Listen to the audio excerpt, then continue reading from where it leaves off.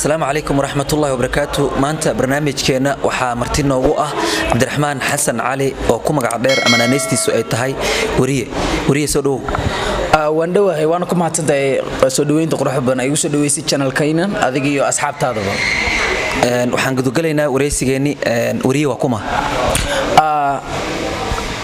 ugu horeyn horta magacaygu waa Cabdiraxmaan Xasan Cali oo ku magac dheer wariye sida hore u sheegtay waxaan ku dhashay magaalada Wajeer gobolka Waqooyi wadankan Kenya meeshaas ayaan wax ka soo bartay iskuulka hoose sare dugsiga hoose sare ama meeshaas waxa ku soo bartay kan oo dhexe kadibna jaamacad ayaan u soo aaday magaalada Nairobi haddana jaamacad ayaan wadaa.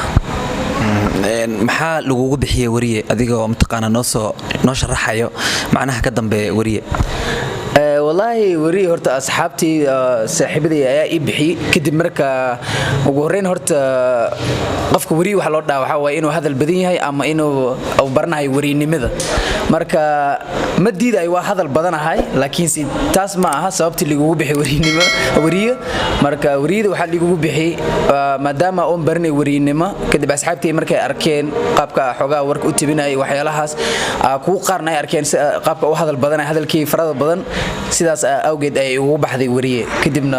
sidaas ay la hadana wariye lagu dhahaa maxaad ka aaminsan tahay dhalinyarnimada wallahi ugu horeyn horta dhalinyarnimada waa qaybta ma aragtay ibn aadanka ugu fiican waayo xitaa rasuulka sallallahu alayhi wasallam sidoo hor noogu sheegay dhalinyarnimada waa su'aalaha kamid qiyaamada markii mashraxa taagan tahay lagu weydiinaya in ilaa hortiisa ka tagin waayo waa meesha ibn aadanka ugu xoog badan yahay uuna aqal badan yahay marka yar tahay aqal milihid marka weynaatidna daaya ku soo gashay tabarti ma haysid marka kili oo labada isku haystid marka waa marka dhalinyarada aad tahay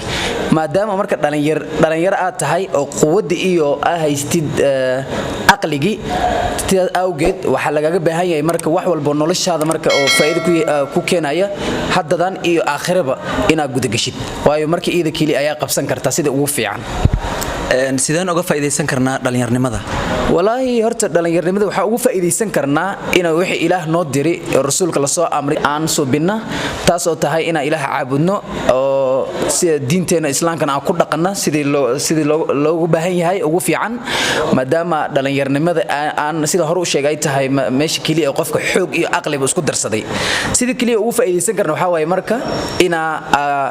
hawshaas oo ilaah noo diri rasuulkiisaba aan gudagalna teeda kale marka waxa kale ugu faa'iideysan karnaa ina ragnimada ama dhalinyarnimada meeshaas ibn aadanimada ina ka soo bixisid waayo markaas kaliya ayaa waxa ku horeyn doona ayaa tabcan kartaa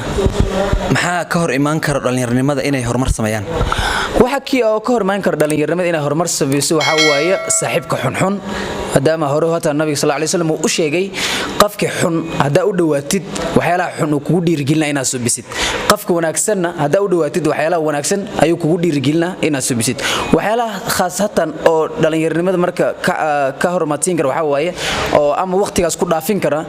waa saaxiibka xun hada ka ag dhawaatid maadaama saaxiibka xun uu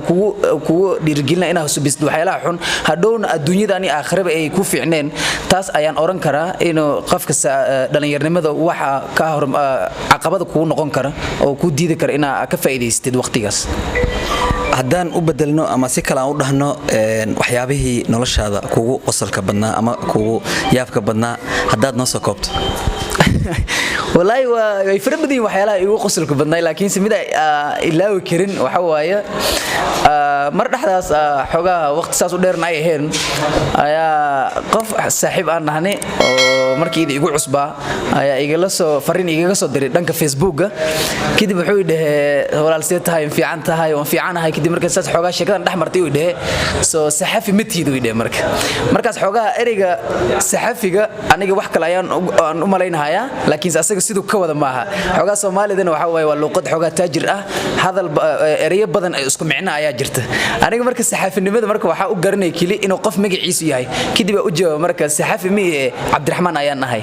kadib wuxuu dhahay waa ogahay in Cabdiraxmaan tahay soo warinimo baratid markaas kaliya qosol isla dhacay marka dhahay ha warinimo waa bartaa laakiin saxaafi mi kadib uu dhahay saxaafi iyo warinimo niyo isku mid marka waxa la barasho horta marka hore ma garan garanaynin saxafiga in lagu wada wariyo laakiinse markaa kadib ayaa bartay saxafiga iyo wariyaha inay wax isku micno ay yihiin kadibna waa marna igu qosolka badneedna marna 10 ayaan ka bartay waxaan kaloo ku weydiiyey waxyaabihii kugu dhibka badnaa ama noloshaadii soo mara oo caqabad kugu noqday wallaahi sida hore kugu sheegay nolosha horta waa sideedaba ayada dhib ka subsan nolosha ibn aadanka marka imtixaanka ugu weyn ee soo maray waxa waaye maalin ayaa dhacday inaan safar gala oo u kac dhankaas iyo magaalada Wajeer kadib baabuur waxa fulo rar ah oo qudaarta iyo wax lagu qaada marka baabuurkaas ayaa xogaa markuu socday marka waqtigan oo hadda bandowga jiro ahay lama ogoleen inuu dad qaada oo PSV meehan gaari wuxuu ahaa gaari rar kaliya markaas aan leeyahay wajarada u socotiin xogaa anaka marka waqti kale oo baxnana waa weyn ani yar kale oo saaxiibkii ayaan ahayn marka baxnay ayaa baabuurku waxaan la saaray meel oo qudaarta lagu qaada cambaha iyo baradhada iyo waxyaalaha saadana la dhaxgeli kadib waxa la dhahay sidii sifa askarta ay nagu arkin marka cabaar socon gaari wala soo jaajuusi askari ayaa imaaday gaari waxa la baaraale maadaama dadkii dad ina wadi in kala fiirna gawaari ka horeysay ayaa dad lagu qaad xogaa lagu qabtay askarta aday ilaah nooma qorin nama qabinin waa meeshii soo koreen anaka ay kursigii wixii isku boobne kadib waxa ay gashay ama nin la qabtay waaba xogaa waxay ahayd hadii mar lagu qabtay bandowga waqtigiis adigoo socdo lagu arka waa lagu wada xabsiga markii lagu geeyo ayaa isbuuc walba lagu soo bixinaa kadib ayaa magaalka xaq marka walaahi marka anigoo saas u naxsan ayaa ilaah naga badbaaday askartay kadib baabuurka ilaan wuxuu u socday magaalada Mandheera Wajeer transit kaliya ku ahaa marka anigoo magaalada Mandheera magaalada Wajeer marka dhaxbartankeeda ma marin magaalada gudaheeda waayo askartu ka baqay magaalada duurkeeda ayuu maray markaas meel magaalada 3 sac ka fog ayuu nagu dijay markaas uu dhahay niman rag ayaa tihiin wadada hadaa qabatiin xogaa waa tagaysiin magaaladiina tagaysiin laakiin waa 3 sac meel ugu yaraan loo soconayo aniga marka anako naxnaxsan waqtiga markii idin la joogana ay ahayd labada habeenimo 8 saac oo habeenimo ah ay ahayd anako saas u naxsan magaalkan meesha taaganna meel ka garanay laakiin magaalada aad joogna kadib uu dhahay meesha jareer hata waa ku dijin maan dhaxdaas kadib meeshan uu ka socday markaas xogaa xogaa isku geesiyeen meesh marka ka soo soconay 2 saac 3 saacna loo socona magaalada xogaa qad uu jiray markaas xogaa meesha Google-ha ka fiirinay magaalada intay noo jirta kadib aragna 3 saac in loo socon karo anaka naxtin wallahi ani yarka kale bas ma dhaana marka xogaa waxa nagu sii qufulnaa xogaa oo ka sii fikirayna anaka yar nagu soo sheekay habeenka markii dadka saxdaan xoolaha oo maaragtay xayawaanada dadka cuna libaaxa iyo waxyaalaha dhurwaaga iyo waa xogaa way imaadaan magaalada agteeda ay imaadaan kadib way soo laabtaan alle marka ana maskaxdii waxa gale haduu markuu hadda soo socdo ku arkin asagoo soo laabanay arki doontaa meeshaas marka nolosha ugu dambeysay ugu yaraan adiga ina dhinti ayaan niyeystaba maadaama uu ahaa naxtin war naxtin uu ahaa markii arin naxtin ay ugu dhaxayso laakiin si ilaaha iska tala saaranay ay kursiga quraamo macawadateenkii waxyaalaha aqrisanay kadib saaxiibka waxa dhigay adiga Google-ha noo fiiri anigana aan noo qabta telefoonka nalkiisa anoo ku hayo marka wadada saa ugu hayna meeshaas ka soo dhaafin hadaa gadaal u fiirsid habeen mugdi caad inuu yahay oo arkay naxtin ka sii qaaday kadib qashimaha yar oo magaalada banaanka lagu soo daadiya marka xogaa dabeesha xogaa soo fiijis marka shanqartaas marka meesha dhawaaqaas meesha ka maqalna ayaa ani waxa iga dhacsan inuu na soo aaday libaax toos ah inuu na soo aaday markaas naxtin la ka sii qaadaa wanaha meesha iqraac bay aniga dhan kadib wallahi markii dambe 3 marka 2 sac u yaraan soo soconay magaalada meesha afkeeda hore soo aragnay ayaa xogaa nafta nagu soo noqotay alxamdulillah dhaani marka mid ugu dhibka badneed safartaas ayay ahayd oo noloshii soo martay mahsanid hadii aan ku weydiino su'aal kale oo qaas ah wariye ma guursatay wallahi Abdullahi hadii asani aragtid bile jawaabtaas waa heli kartaa waayo hadaa nin xasle ahaa la ama qof ka soo akicila habeenkii waaba ugal caatinimadan maaragtay waa xogaa aan naxsanay arag leed laakiin hadda wallahi qof gacanta ku hayo ma jirto guur iska badbaado su'aal la xiriirto wariye maxaa ka hortaagan inaad guursato oo aad ku dhirato والله horta wax iga hortaagan da ma dhihi kari waayo da'da waa gaaray oo qof maanta hadii qof loo guri hadii qof loo geeyo xogaha natiijada la sugay inaa hela waa ogahay laakiin wax iga hortaagan maanta igu dhibka badan xogaha dhanka jeebka waa waayo gabdhaha malmaha jira meherki kaliya iska noqon kara nus milyan taas hiido maaragtay xogaha adin iska soo dhisin qof ma dhihi kartid meherkii ii gargara meherka qofka meherka gabadha ka bixin la ii gargara ma marka tan igu dhibka badan igu hortaagan waxa waaye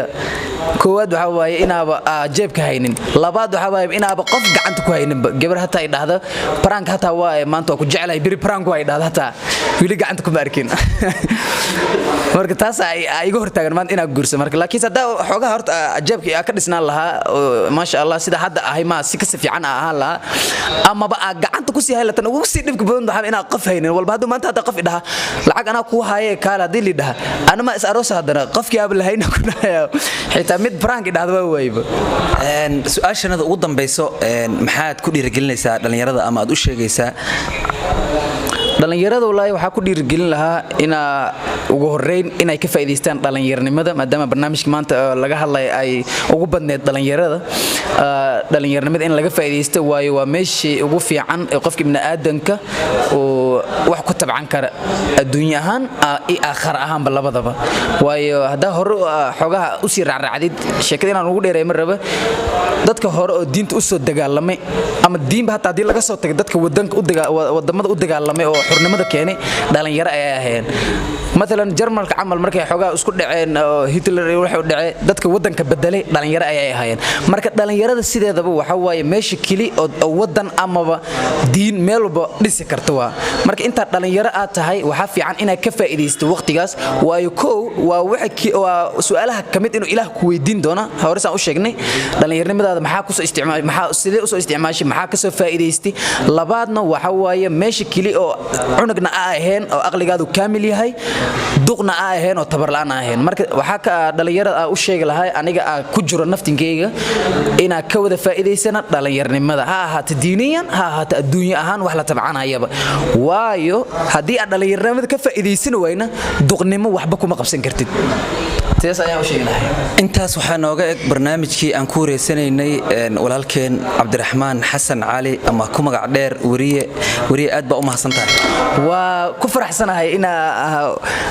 ka soo hormuqdo maanta channelkan adigii asxaabtaadaba aad iyo aad ayaan idin salaamaya waana ku faraxsanahay